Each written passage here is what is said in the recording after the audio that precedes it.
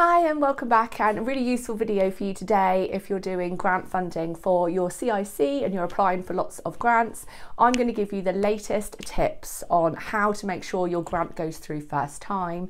Basically, I'm a bid writer. I'm running CICs for 10 years and now I help other people and I write their applications. So I am completely familiar with what the current trends are, because it changes all the time with grant funders, what they're looking for and what they're rejecting on. So in this video, I'm going to give you 5 tips on how to get your grant through first time with the most up-to-date advice.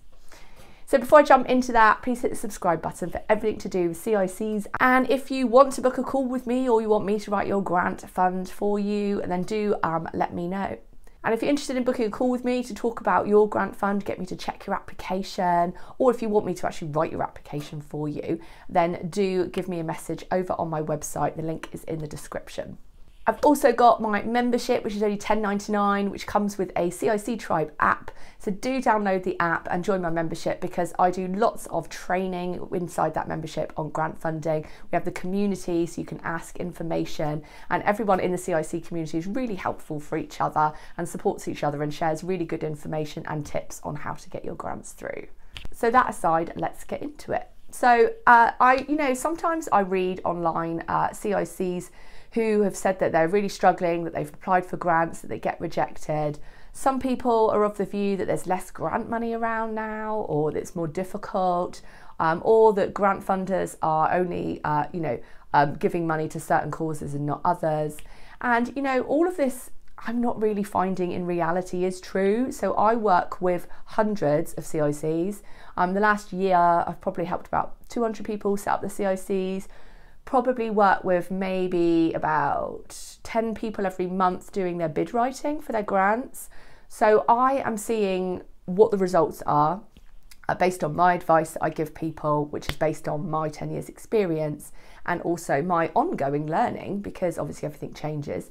So ongoing learning, because I'm doing so many grant fund applications, and I can confirm people are getting their grant funding. So I've got CICs that are like a year old and they've made around 50 grand in grant funding. I've got quite a few that are at that level.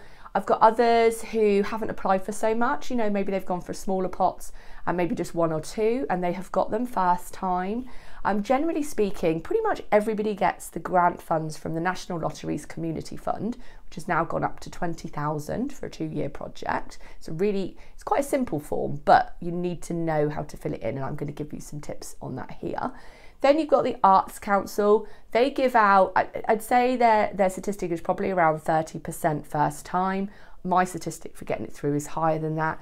But if you do the corrections, you listen to their feedback, you put it in again, I'm finding with my clients, most people are getting it through 2 or 3 times. Only a small amount seem to take more than that. And that is usually maybe because they're doing more risky projects like big events, or there's something about it that is that the Arts Council finds a bit more risky, so they will reject it a few times. But like a nice easy Arts Council application generally goes through in the first couple times. And then you've got other grant funders like UN Ltd. They're quite tough, but I have got people that have got through. Children in Need, which are a fantastic grant funder, they tend to fund people in the 2nd year. I've got lots of people who get that, and I've had that myself a couple of times. And then the National Lottery have a few other grant funds as well. They've just had the Million Hours Fund, which is Youth Project 1. They've just had the Cost of Living Grant Fund. And then, of course, you've got local funding as well. So, and generally speaking, I'm seeing lots of success with that as well. So there's definitely loads of scope to get grant funding. It's all about your project design and how you write your applications, which is kind of a shame because obviously, a lot of people don't find writing applications very easy. They've not done it before. And if you don't know, then you probably are going to get rejected first time. So I'm going to try to help you in this video avoid rejection on the first attempts. So let's look at number 1, which is always add numbers into your application to evidence how many people you have surveyed, spoken to, done steering groups with, done taster sessions with. So all the grant funds will want to see that you have talked to your community, that your community want your project and what you're going to deliver for your CIC.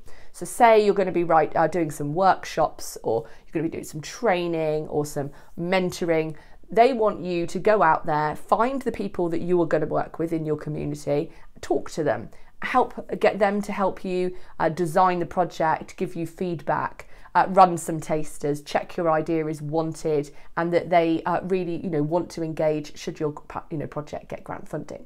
So what people do is they tend to write, yes, we've surveyed our community and everybody said, yeah, they want it, blah, blah. And they don't put the numbers in. And what happens is one of the most common rejections I see, especially on National Lottery's Community Fund, most common rejection is they come back, they reject it and they say, how many people did you speak to? So make sure you put the numbers in. So they want to see community engagement and they want to know the numbers. So put in the numbers. So a few tips for that. You don't have to put wildly high numbers. They're not expecting you to have massive numbers. What they want instead is just literally to just generate an idea of who you've spoken to. So I would say, for example, say you've done a taster workshop with 5 to 10 people and you've got feedback from them. That's great, that's enough. Say you want to put out a survey or a Facebook poll and maybe 30 to 50 people responded. That's fine. If you're doing a bit better and you've been around for a while, then maybe you've got a mailing list or maybe you've got a WhatsApp group, maybe you've got a Facebook group.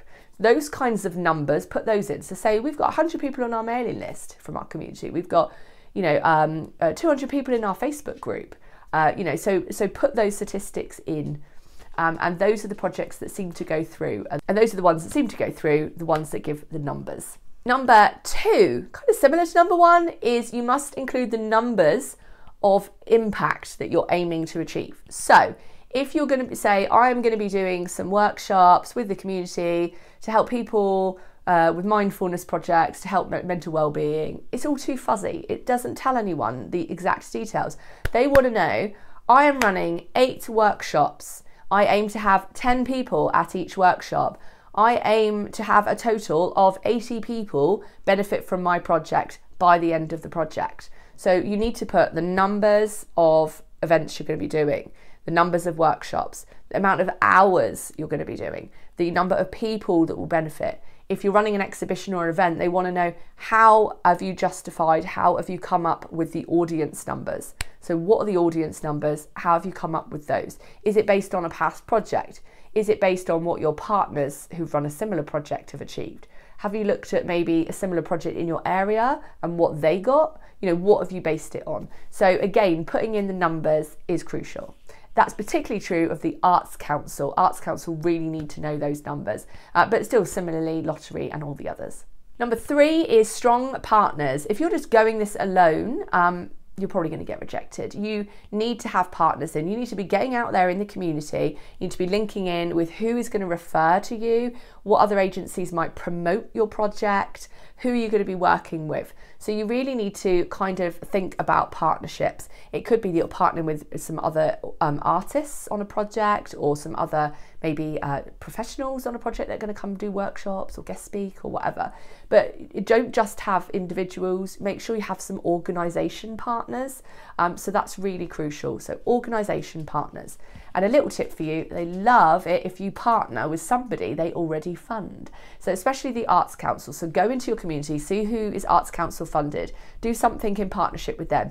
And like I said, it could just be as simple of that they are going to promote your event. That could just be as simple as that, and they're going to come to your event, or they're going to bring some people to your exhibition, or whatever. So partner with people that they already fund. So number 4 is budgets. If you want your grant to go through first time, you've got to make sure you've justified that budget and planned it well.